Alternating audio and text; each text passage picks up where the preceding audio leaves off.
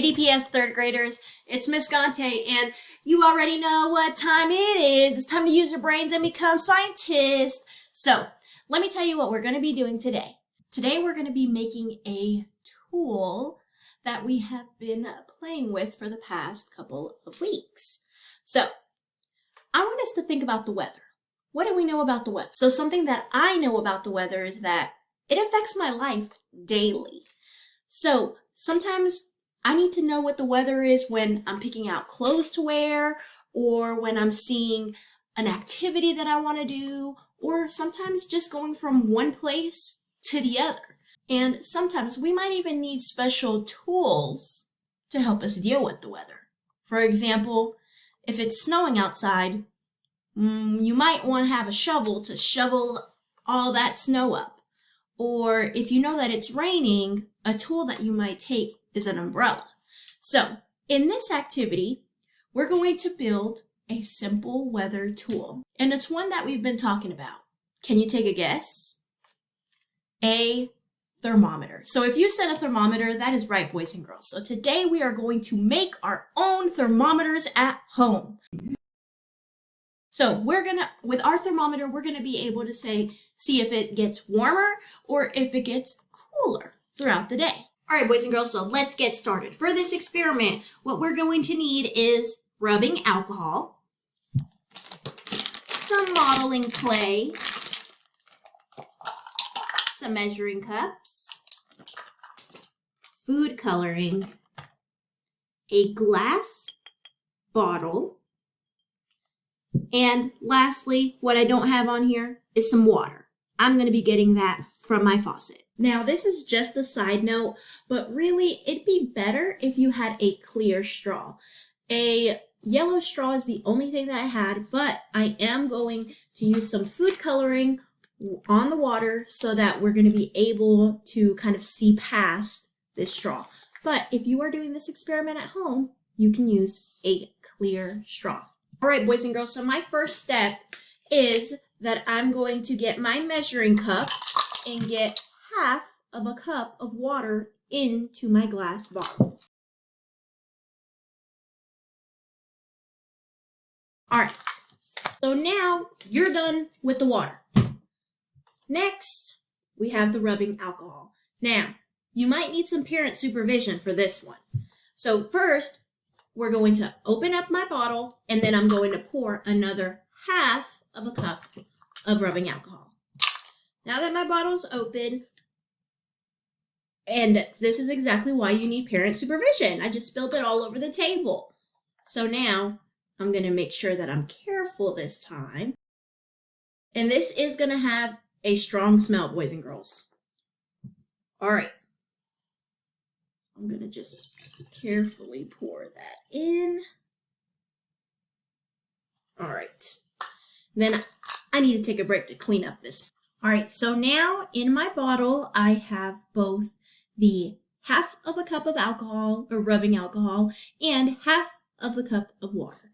So next, we're going to add some food coloring. And I think for the sake of this experiment, I'm going to go with green.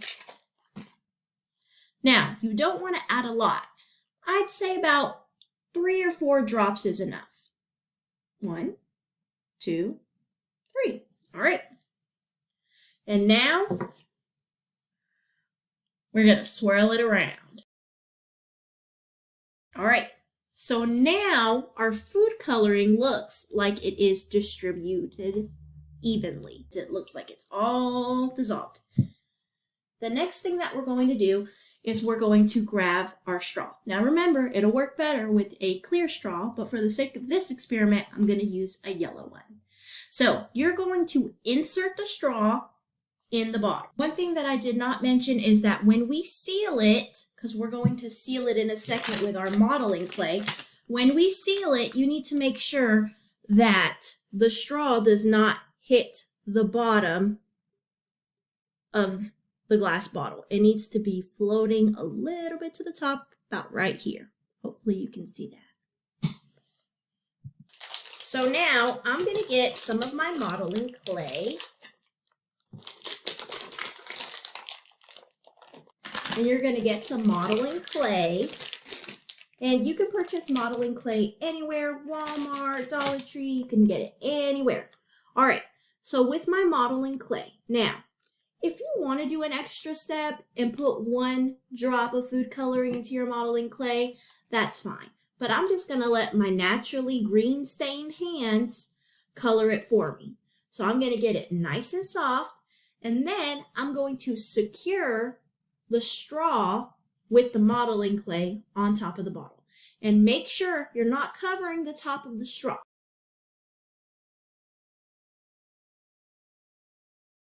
Poke a little hole in it. Kind of looks like a donut.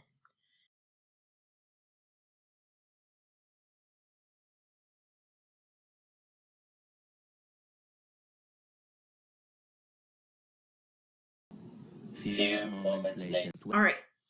So right now, this is what our thermometer looks like. So we have now secured it with the modeling clay on top so there's no holes. As you can see, no holes are peeking through. I have secured it. I have my straw. If you see, it is not all the way touching the bottom. That's not what we want. And now we're going to place my thermometer in the sun, and we're going to wait a little bit, and you're going to see something interesting happen. So let's go out to the sun. So before I go outside, I'm going to take a marker, and I'm going to mark where the line is with my liquid. So we might see a change when we go outside. Now, boys and girls, this experiment is going to differ depending on the weather. So right now, it is about 75 degrees outside. It is a little warm, but it is also windy. So results may vary depending on the weather. So now I have my line, as you can see. And now, this time I'm ready to go outside. All right, boys and girls, so I have just switched locations from being inside to outside, and let's see how my thermometer is doing. Remember, I told you, it's a little chilly out here, and I also put my thermometer on the concrete steps. So, I want you to think about that. If there's no sun outside, it looks sunny, but really, it is a cloudy day. So, it's a cloudy day, it feels good, but it's a little chilly. So let's see how my thermometer has changed from being inside my warm house to now being outside where it's a little chilly.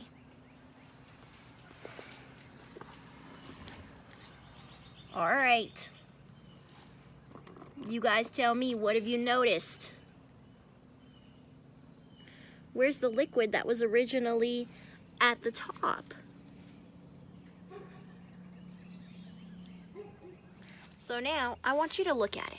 How has it changed? Take a good look. Now notice inside of my warm house, and yes, you're going to be hearing a little bit of nature. Notice in my warm house, it was all the way up to that line. But now, I told you it was a little chilly outside. What did you notice about our thermometer? The liquid has gone down. Now, boys and girls, when you try this at home, I suggest doing it on a sunny day where it's really, really hot, and I would also suggest a time where it's cooler and you can notice. Because now, although it is not warm outside, what would happen to the liquid in the straw if it was really hot outside?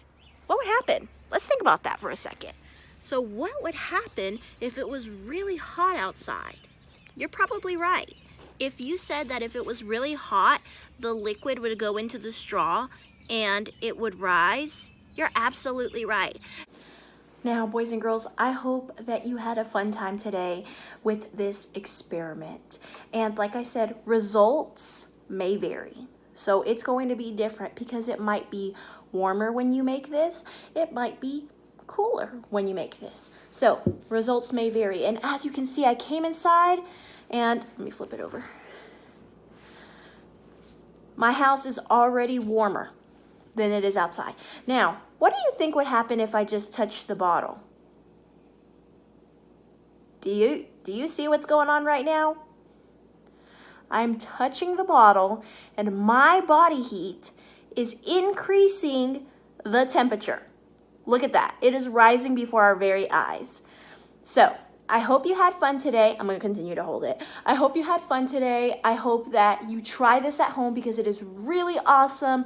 Let's see if I can get it to the top. I bet you if I did a couple jumping jacks, I could definitely get it to the top. Oh, look at that.